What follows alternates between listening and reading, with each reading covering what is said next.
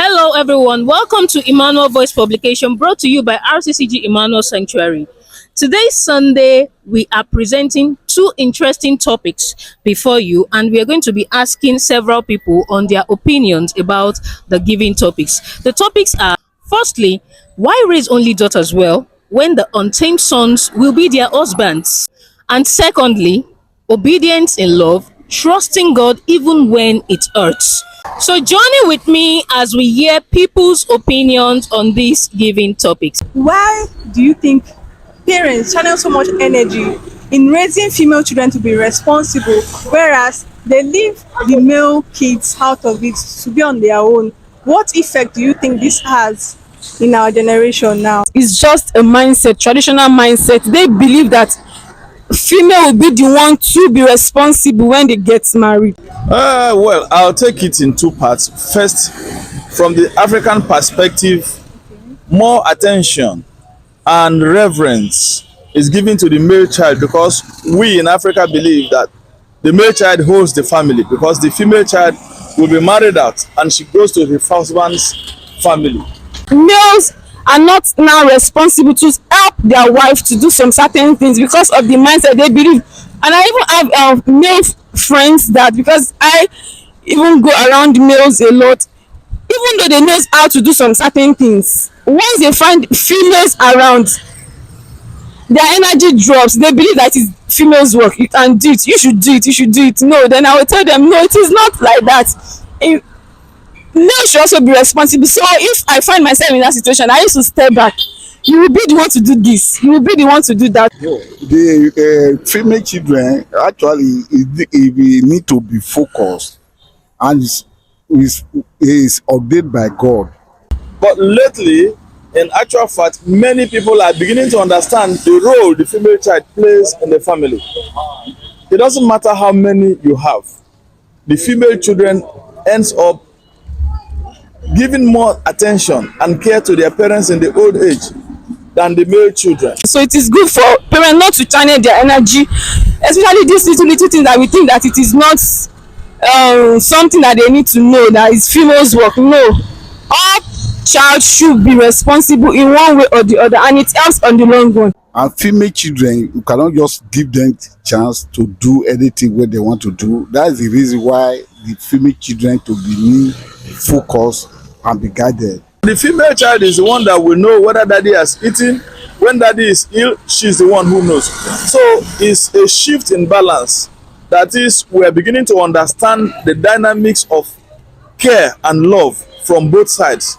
So I think it's a step in the right direction, but notwithstanding, we should not also entirely neglect the male child because they also have their role in our various families.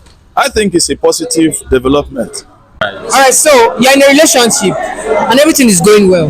You and your lady are doing fine and you're planning to get married. You're already planning.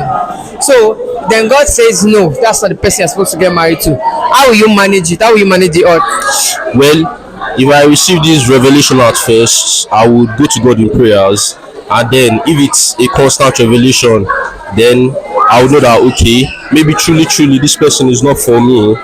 And then if God says that particular person is not for me, then definitely he has somebody better. We are humans, something you've been building for maybe months or years. There's no way you won't feel bad, you won't feel hurt. The emotions, the memories, everything all together. Definitely I will feel hurt and I will feel bad.